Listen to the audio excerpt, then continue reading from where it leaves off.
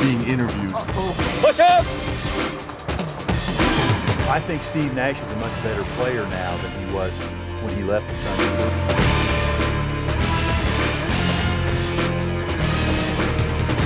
Good evening, everybody, and welcome to Totally AZ Sports. I'm your host, Andy Dorf. Joining me tonight, Dave Burns, KTAR Radio, and Andy Dorf, ESPN Radio 860. Guys, thanks for coming down. All right, welcome to the Pet. Ready to take no prisoners tonight. Andy Dorf, ESPN Radio. You ready, Andy? I'm ready. I know the bell's going.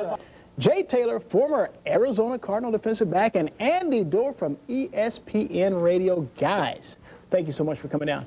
There is no team in the Pac-10 outside of USC that gets any national respect. Absolutely, you're 100% correct. And over the past 3 years, you look at what USC's done, and they deserve all the respect. But nobody else has done that. I mean, Arizona State, this is a perfect example. We had all kinds of hype coming into this year, and look at what happened throughout the year. They stunk. But Andy, when a Cal team goes 10-1 last year, and an Oregon team goes 10-1 this year, their only losses are to USC, who's beaten everybody else up. Why should they be penalized? They should be penalized because of the strength of their schedules, number one, because if you look at outside of USC, who do these teams play? And like I said, by the end of the year, Arizona State was awful. Cal was no good either. So the argument, as far as I'm concerned, is moot. This coming Saturday, we're going to have the Heisman winner. Will it be, in your mind, Reggie Bush? Will it be Vince Young or Matt Leinart? You guys have, if you had a vote, who would you vote for and why? Without a doubt, Reggie Bush. The guy makes the most easy play look impossible. He doesn't go down easily, and without a doubt in my mind, he is the best player in all of college. You can make an argument for Vince Young for sure because of what he did with Texas. Matt Leinart's numbers were better than last year, but still, he's on a team of a bunch of stars, and the biggest star of that team is Reggie Bush, without a doubt, the Heisman candidate, the trophy winner. No. Well, I'm going to show you a couple moves. This right here, this one's called the headlock. Nice, simple move. Now I'm going to show you my favorite.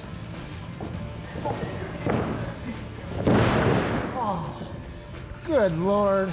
Should any NFL team, I don't care if it's second day, free agent, waste their time with this guy? Well, first of all, we know he's going to get a chance, all right? That's the bottom line. We know this guy's going to get a chance because everybody gets second, third, fourth, fifth chances, especially when you have the skills he has. But the big thing is what about the boosters? What about the help his brother gives that school? I don't think he's really going to be so happy about what's going on there. So I think he's really hurt himself, yes, but also we will give this guy a chance. Andy, get this guy straight. Well, the thing about it is you have 10 guys playing for the San Antonio Spurs. You've got 7 guys, and really it's more like 5 guys playing for the Phoenix Suns. They ran out of gas, guys. They've hit that wall, and I knew there were 3 things that concerned me all year. Lack of defense, lack of depth, and sooner or later, a 20-foot jumper becomes harder than a 3-foot or a 5-foot shot, and that's where we're at with the Phoenix Suns.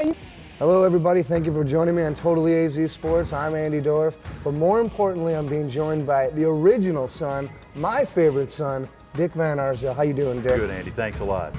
What are some of the key ingredients for success this year? Steve Nash is a much better player now than he was when he left the Suns the first time. You know, we drafted him in the first round.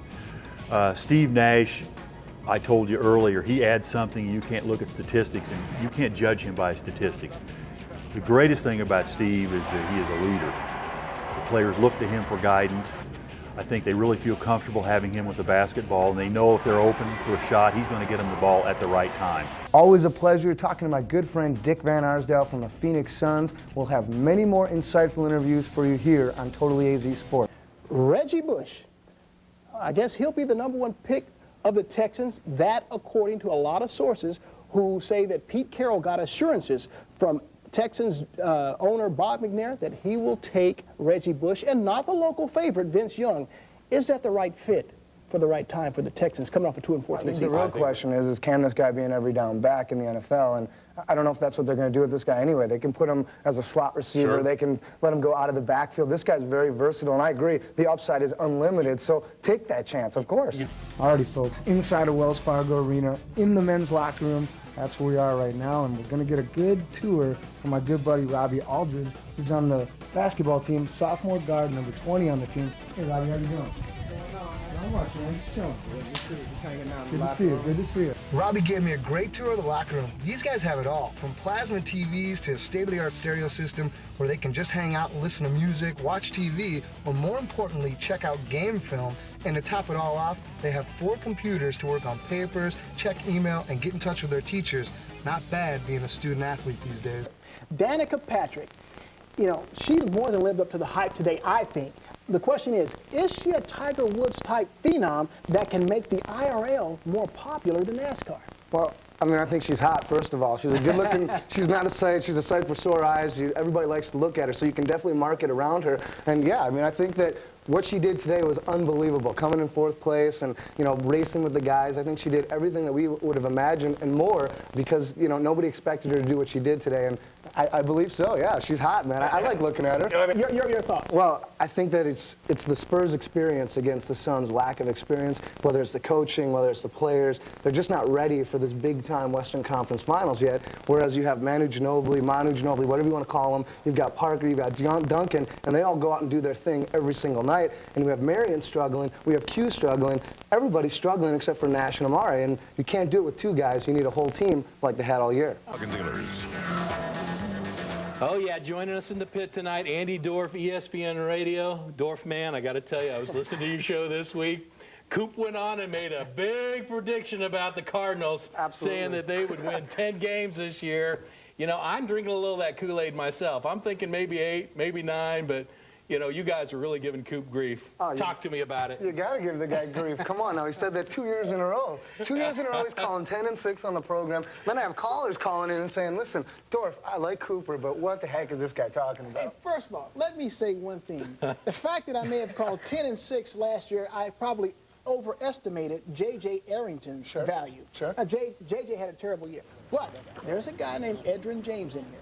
And coupled with Anquan Bolden, Larry Fitzgerald, it's all good. Now, I know everybody wants to talk about the offensive line defense. Trust me, I'm telling you right now, just as sure as you're born, at least a 10 and 6 season for the Cardinals in playoffs. You can drink that. That's at least. He is good. That's the bottom side. Yeah, no, it's at least. On the show, at least you said. Call me if you have any issues. I'll tell you all about it. I guarantee it. All right, I'll give him that. Yes, he does have a point with Edgerrin James being there, and the thing about him is he has never had a losing season as a professional. So I love that and the fact of this guy. Larry Fitzgerald had a great year. Anquan, if he's healthy and everything, I think we've got 2 great wide receivers. Don't get me wrong, of course. But defensively, if you have to be on the field 40 minutes, guys, you're going to get exhausted at some point, and that's what happens with the Cardinals. Let's just switch gears just a little bit because see, I know I'm right. The Cardinals will be at least 10 and 6. You know, hey, that's the whole other story. Good Lord, man, come on now. The Diamondbacks have just gone into the break now with a 3-game winning streak. Let me ask you this, Dorfman. Okay. What do you think the Diamondbacks need to do over the next 4 days as it relates to improving their team for the second half of the season? Well, I mean, if they could make a deal, that would be the thing to do, but that is a very cliche thing type thing to say. What kind of deal we're talking about? I mean, you know what? They need so much, Coop, at this point, I don't really know. There's nobody in that lineup as far as hitting that fears me. But what I'm saying is I think this team is not very good.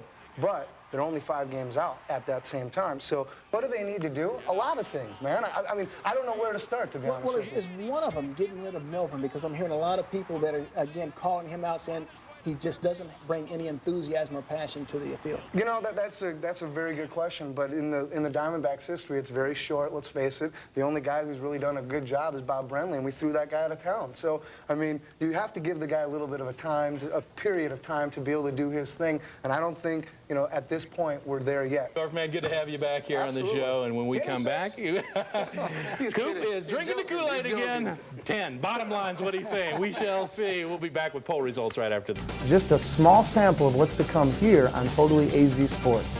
We're lucky to be working with a couple of crafty veterans who will help producing this sports variety show, and we want you to join our team as well. So you don't want to miss it. It's going to be a fun, exciting sports thriller here on Totally AZ Sports.